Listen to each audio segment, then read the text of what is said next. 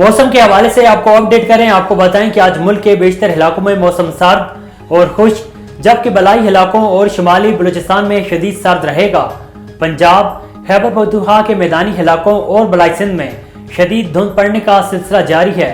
گزشتہ 24 گھنٹوں کے دوران ملک کے بیشتر علاقوں میں موسم سرد اور خشک، جبکہ بلائی علاقوں اور شمالی بلوچستان میں شدید سرد رہا۔